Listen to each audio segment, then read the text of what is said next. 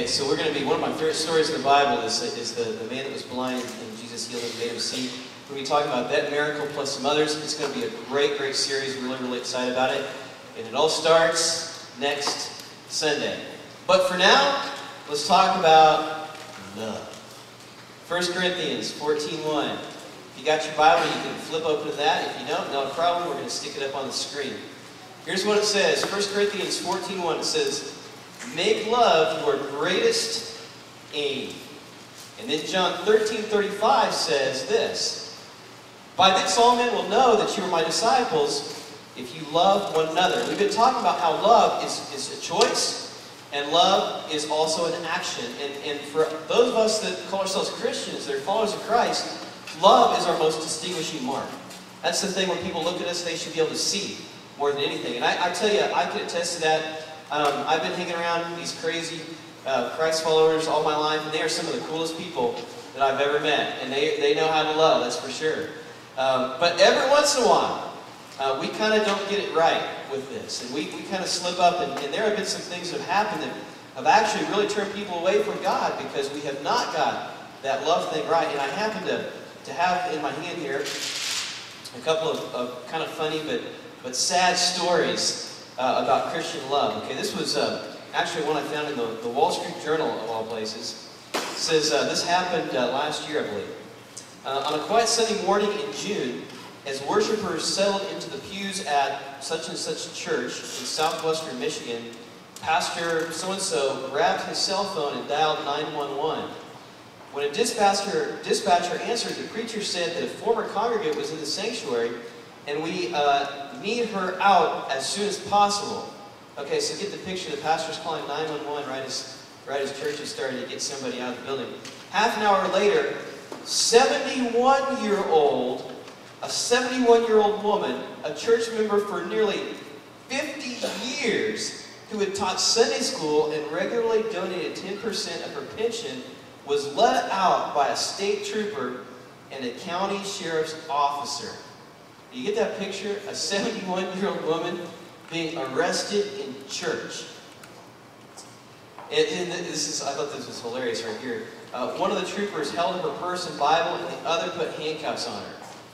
Man, what a picture of love. It's like, boy, the 71-year-old lady's coming to church. She's getting a little violent with her Bible. It's so big, let's haul her out. And of course, they cited some things that they were having her go out. But we read stuff about that and you say, man, where is the love? Where is it at? Now here's one that's a little bit more serious than that. This is from a newspaper. Actually, it's from the New York Times. It says, riotous church members.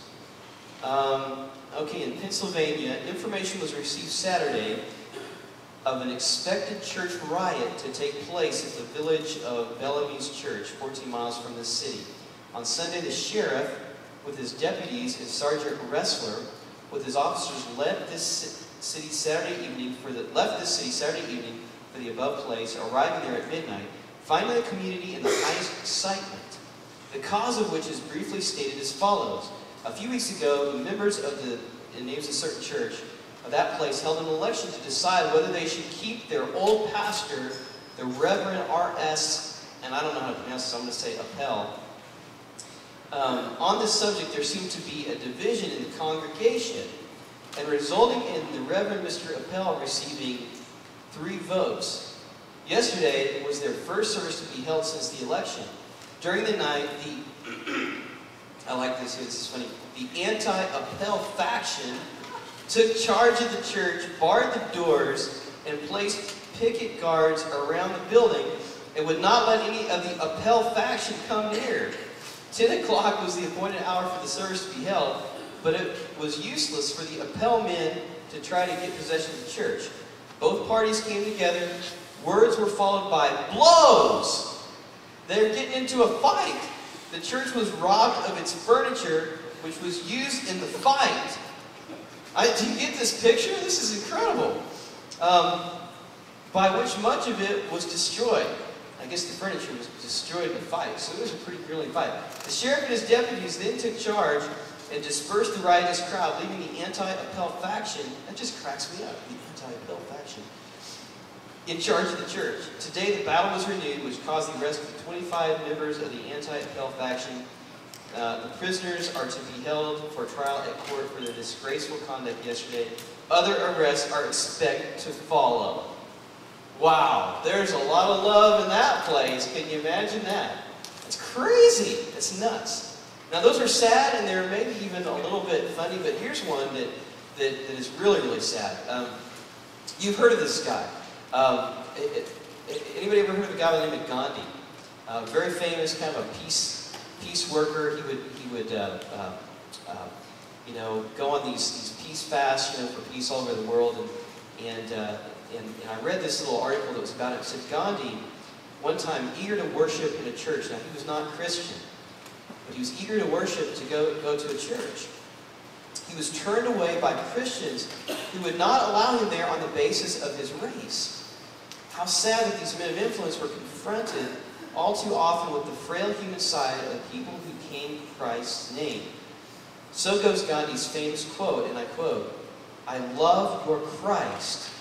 It's just that you Christians are so unlike your Christ." And that's sad, and that's something that we just need to, you know, we don't need to get down about it. We need to take that to heart. And we should say, man, if we're followers of the one who is love, more than anything, it is the mark that we have on us. You know what? We do mess up sometimes. And we do make some mistakes, that's for sure. But you know what? We need to be striving toward love. Now, here's what we're going to do today. In the English language, there is one word for love. Love. You know it very well. In the original language that the New Testament was written in, which was Greek, there's actually 4 words for it. And real quickly, if you can grab your notes, I'm gonna just quickly go over these 4 words that we find for love in the Bible, and they each have a little bit different meaning. And so if you follow there, the first one is a word called storge. And that's referring to what is natural affection. And that is the kind of love that a parent would have for a child. It's just a natural love that is there, natural affection. That's different from the love that you have for your spouse, and it's different from the love that you have for, say, chocolate. It's a different type of love. That's storge. The second one is called phileo, and that is referring to friendship kind of love. Have you ever heard of a place called Philadelphia? It's a big city over back east. You know, it's where Rocky was from. That's right. That's right. You know, Rocky was from there. You know, yo, what's going on? You know, Philly cheesesteak sandwich. You know, Philadelphia. That's the city of brotherly love. That's what that stands for. And it also has to do with loyalty. All right. The third word that's used in the Bible to describe love is eros, and that's physical attraction. That's love for the body, and that's referring to sexual attraction or sexual pleasure. And then the fourth kind of love that is in the Bible, and this is the kind of love that all of those, it's actually much deeper than any one of those 3 that we've mentioned. And maybe I can even say it's the top love, or I wasn't sure if it would be good to say it's the top, the best kind of love, or maybe the deepest kind of love. And that is agape love. And that stands for unconditional love. Agape. Karen and I used to work at a church. The name of the church was Agape Family Church. And it stands for the deepest kind of love that there is. And this is a love that is pure, that is unselfish, that is intentional.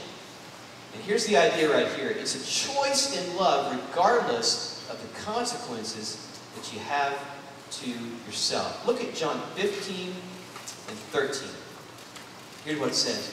Greater love has no one than this, that he laid down his life for his friends. And that's just a little bit of a picture of the top kind of love, of the deep love, a love that would actually lay your life down. And I've heard this story a long time ago, and I want to share it with you. And I think it's a great story that describes that kind of unconditional love. And it's called The Ultimate Sacrifice. It says, back